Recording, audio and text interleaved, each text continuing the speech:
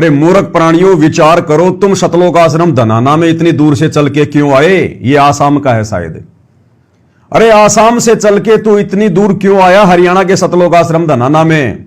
3 दिन का कबीर प्रकट दिवस मनाने आया ना? अरे मूर्ख प्राणी, जरा विचार कर।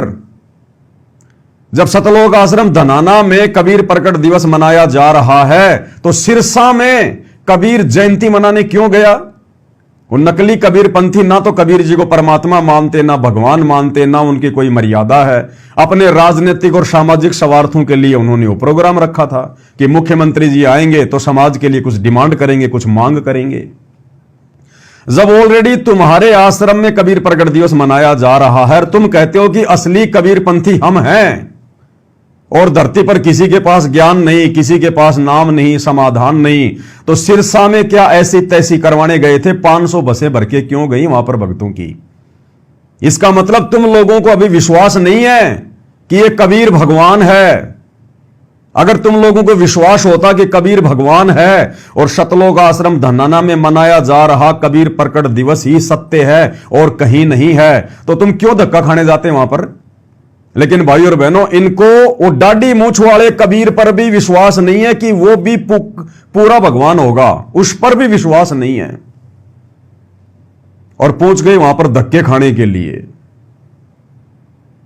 यह है इनकी अंधता, इनकी मूर्खता। इनको सतलोक आश्रम धनाना में भगवान नजर नहीं आ रहा, कबीर परमात्मा नजर नहीं आ रहा।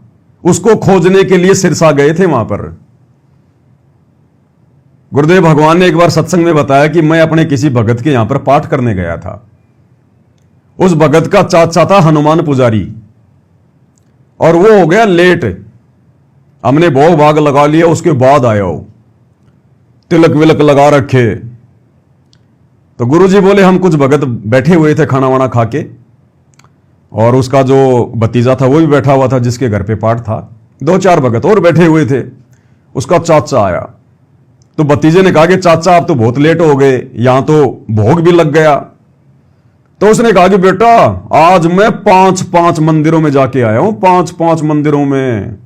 दक्षिण मुखी हनुमान जी के मंदिर में, उत्तर मुखी हनुमान जी के मंदिर में, रुद्राक्ष मुखी हनुमान जी के मंदिर में। 5 मंदिर गणा दिए। बोलो बेटा मैं 5 में जाके आया था आज, गुरुजी के सामने यह जाहिर करने के लिए कि मैं बहुत बड़ा भगत हूं।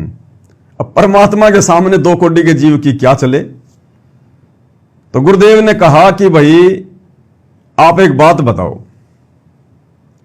आपको भयंकर प्यास लगी है, आप पानी की तलाश कर रहे हो और आपने देखा सामने एक टंकी है और टंकी में बहुत सारे नल लगे हुए हैं, ठूटियां लगी हुई हैं। आपको प्यास लग रही है, आप क्या करोगे? बोला जी मैं तो जाते ही सबसे पहले जो नल है मैं तो उसी को खोलूंगा और पानी पीऊंगा। बोला आपने जैसे वो नल खोला और उस पहले नल में आपको पानी मिल गया बढ़िया ठंडा ठंडा, आप क्या करोगे? बोला जी मैं तुरंत पीऊंगा, प्यास बुझाऊंगा। अच्छा आपकी प्यास बुझने के बाद में, पानी पीने के बाद में दूसरे नल को खोलोगे क्या? बोला ना कोई मूर्ख होगा, जब मेरी प्यास बुझ गई तो दूसरा नल मैं क्यों खोलूंगा, मैं तो देखूं भी नहीं उधर। तो गुरुदेव ने कहा कि महापुरुष तू कह रहा कि मैं 5 मंदिर में जाके आ गया, तू किस लिए गया था? बोले भगवान के लिए। अगर तुझे पहले मंदिर में हनुमान जी मिल जाते, तुझे पहले मंदिर में भगवान मिल जाते, तेरी आत्मा संतुष्ट हो जाती, तो बाकी के 4 मंदिर में तू जाता क्या? अब उसके आगे वो क्या बोले और वहीं चुप हो गया। बोला जी आप तो बोले उल्टी उल्टी बात करते हो सारी। तो गुरुदेव ने कहा कि ये सारी उल्टी उल्टी बात हो गई है।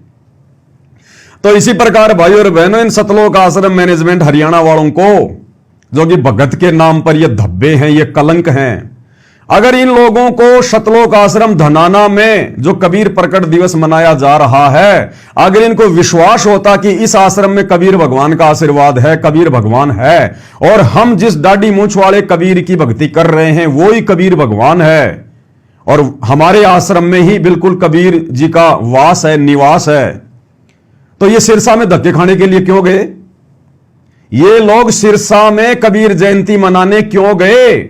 अगर इनको विश्वास होता और यदि इनको सतलोक आश्रम धनाना में भगवान मिल गया होता तो। इसलिए दास बार बार कहता है इन सतलोक आश्रमों में कोई भगवान नहीं है, कोई परमात्मा नहीं है, वहां पर काल बैठा हुआ, काल। क्योंकि वहां जो भी कुछ होता है काल के आदेश से होता है, गुरुजी के ज्ञान आधार से नहीं होता, गुरुजी के आदेश से नहीं होता। तो इनकी स्थिति तो उस भगत के चाचा की तरह है, उस भगत के चाचा की तरह। अब ये धक्के खा के आ गए वहां पर, किसी माई के लाल ने कोई सवाल जवाब नहीं किया। ये तो जाते पिकनिक मनाने के लिए, ये सवाल जवाब कहां से करेंगे, क्यों करेंगे? पहली बात तो इतनी इनमें कॉमन सेंस नहीं है, बुद्धि नहीं है इन भक्तों में इतनी।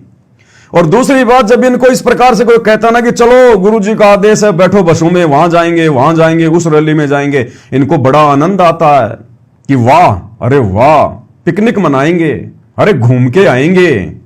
इनको भक्ति और भगवान से मतलब नहीं है। इन आश्रमों में केवल ये महीने 2 महीने में टाइम पास के लिए आते हैं, घूमने फिरने के लिए।